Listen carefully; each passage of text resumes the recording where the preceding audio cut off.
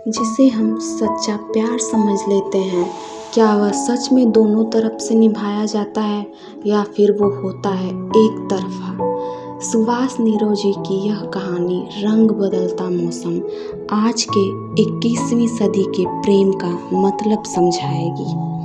पिछले कई दिनों से दिल्ली में भीषण गर्मी पड़ रही थी, लेकिन आज मौसम अचानक खुशनुमा हो उठा था। प्रातः से ही रुक रुक कर हल्की बूंदाबांदी हो रही थी। आकाश में काले बादलों से ढका हुआ था, धूप का कहीं नामो निशान नहीं था। मैं बहुत खुश था। सुहावना और खुशनुमा मौसम मेरी इस खुशी का एक छोटा सा कारण तो था, लेकिन बड़ा और असली कारण कुछ और था। आज रंजना दिल्ली आ रही थी और मुझे उसे पुरानी दिल्ली रेलवे स्टेशन पर रिसीव करने जाना था। इस खुशगवार मौसम में रंजना के साथ की कल्पना ने मुझे भीतर तक रोमांचित किया हुआ था। हल्की बूंदाबांदी के बावजूद मैं स्टेशन पर समय से पहले पहुंच गया था। रंजना देहरादून से जिस गाड़ी से आ रही थी वह अपने निर्धारित समय से 40 मिनट देर से चल रही थी। गाड़ी का लेट होना मेरे अंदर खींच पैदा कर रहा था, लेकिन रंजना की यादों ने इस 40-45 मिनट के अंतराल का एहसास ही नहीं होने दिया। परसों जब दफ्तर में रंजना का फ़ोन आया तो सिर से पांव तक मेरे शरीर में खुशी और आनंद की मिलीजुली एक लहर दौड़ गई थी। फ़ोन पर उसने बताया था वह इस रविवार को मसूरी एक्सप्रेस से दिल्ली आ रही है और उसे उसी दिन शाम 4 बजे की ट्रेन से लेकर कानपुर जाना है। बीच का समय वह मेरे संग गुजारना चाहती थी। उसने पूछा था, क्या तुम आओगे स्टेशन पर? कैसी बात करती हो रंजना, तुम बुलाओ और मैं ना आऊँ, यह कैसे हो सकता है? मैं स्टेशन पर तुम्हारी प्रतीक्षा करता हुआ मिलूँगा। फ़ोन पर रंजना से बात होने के बाद मैं जैसे हवा में उड़ने लगा था। बीच के एक दिन मुझसे काटना कठिन हो गया था। शनिवार की रात बिस्तर पर करवटें बदलते ही बीती। करीब 4 वर्ष पहले रंजना से मेरी पहली मुलाकात दिल्ली में हुई थी। एक परीक्षा केंद्र पर हम दोनों एक नौकरी के लिए परीक्षा दे रहे थे। परीक्षा हॉल में हमारी सीटें साथ साथ थीं। पहले दिन सरसरी तौर पर हुई हमारी बातचीत बढ़कर यहाँ तक पहुँची कि पूरी परीक्षा के दौरान हम एक साथ रहे। एक साथ हमने चाय पी, दोपहर का खाना भी मिलकर खाया। वह दिल्ली में अपने किसी रिश्तेदार के घर में ठहरी हुई थी।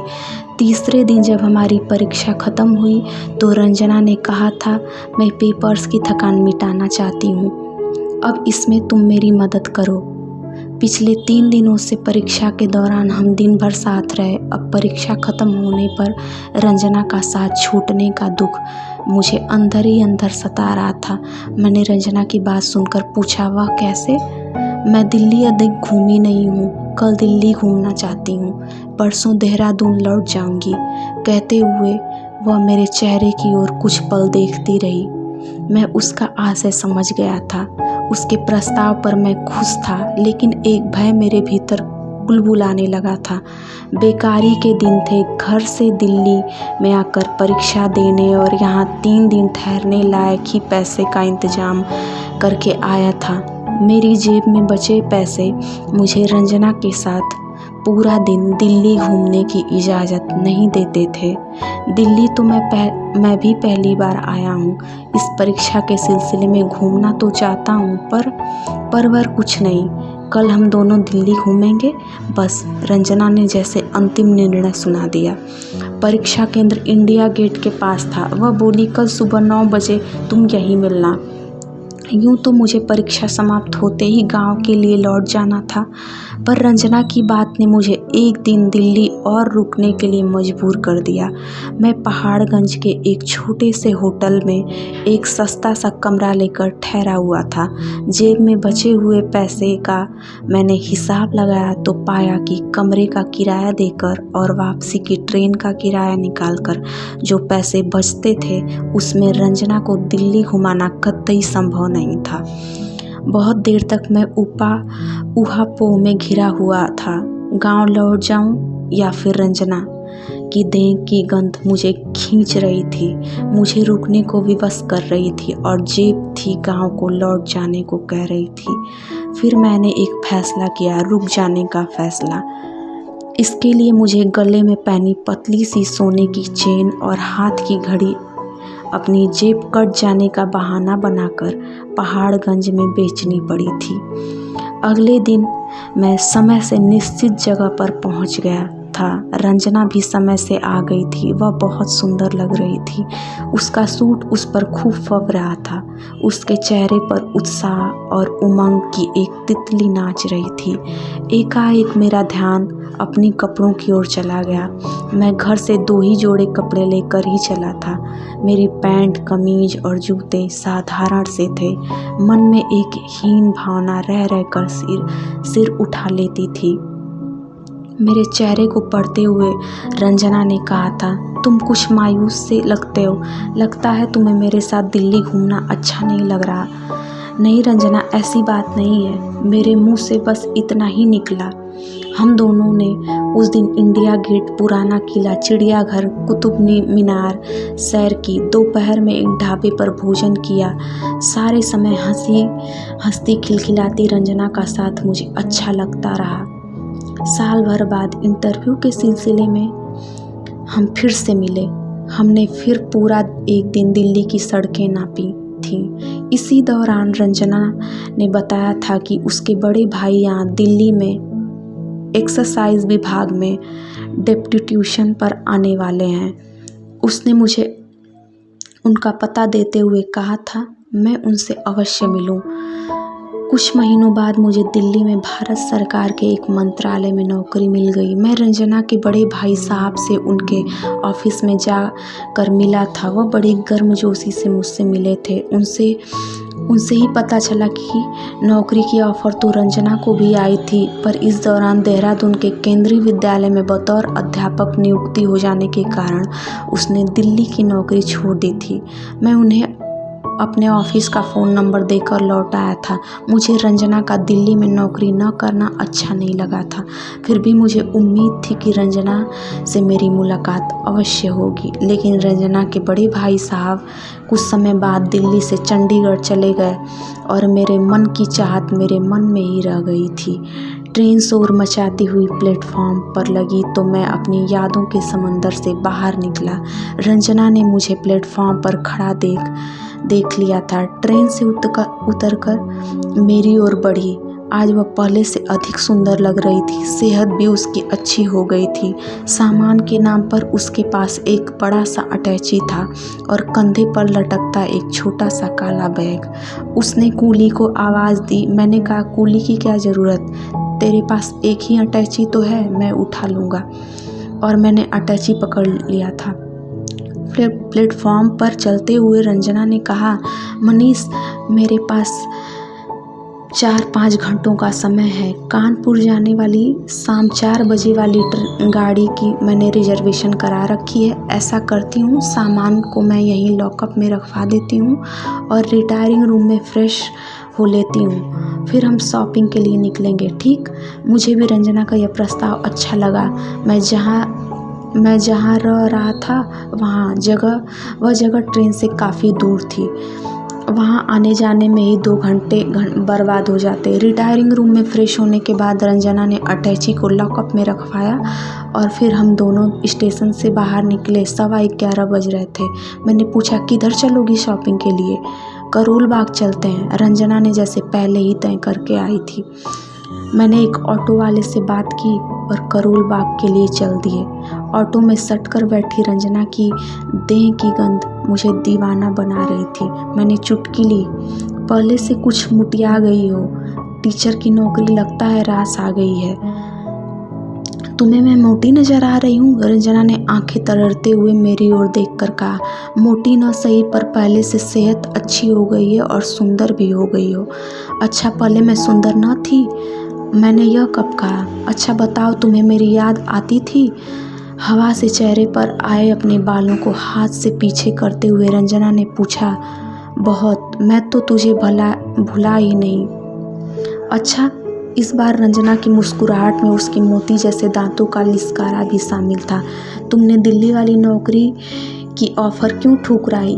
यहाँ होती तो हम रोज़ मिला करते। दरअसल मुझे दफ्तर की दिन भर की नौकरी से टीचर की नौकरी बहुत पसंद है, इसलिए जब अवसर मिला, वह भी केंद्रीय विद्यालय का, तो मैं उसे ठुकरा ना सकी। तभी ऑटो वाले ने करोल बाग में एक बाजार में ऑटो रोक दिया। हम उतर गए। ऑटो वाले को रंजना पैसे देने लगी तो मैंने रोक दिया।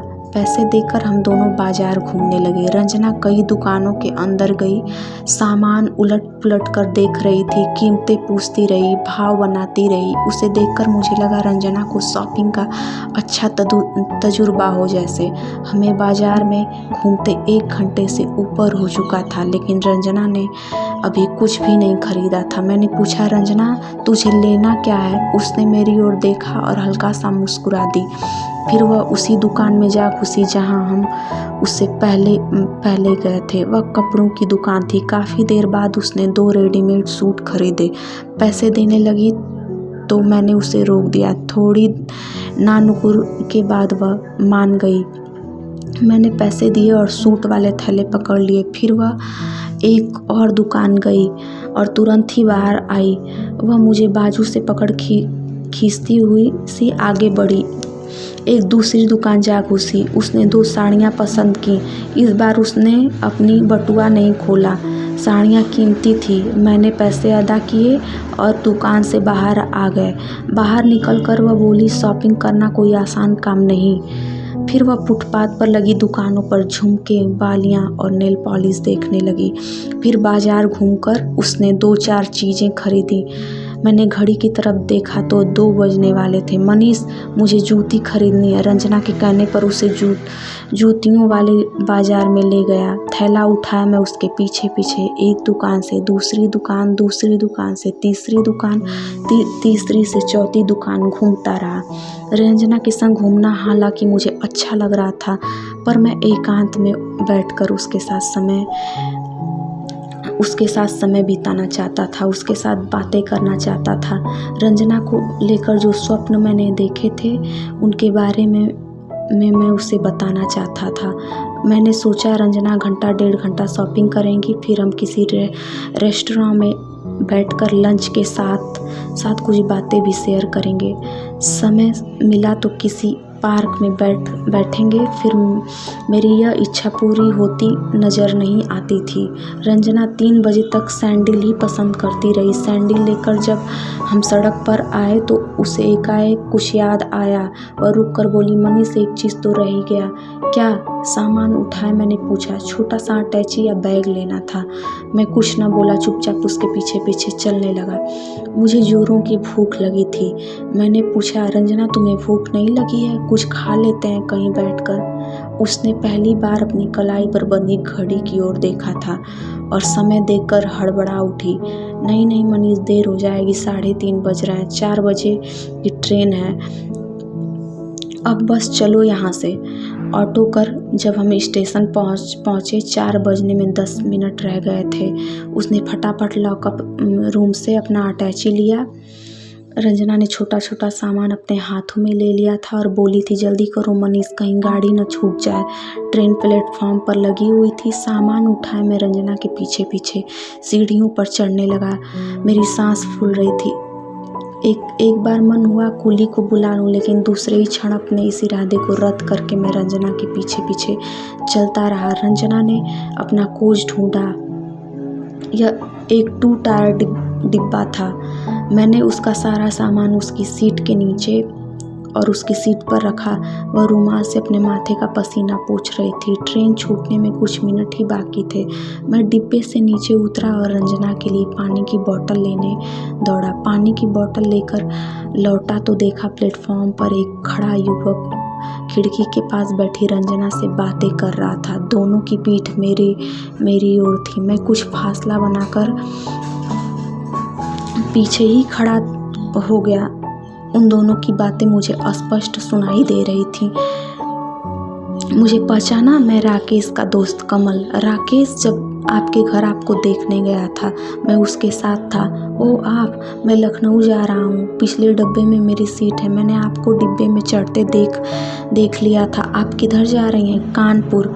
कानपुर कौन रहता है वहाँ? मेरी मौसी का घर है कानपुर में।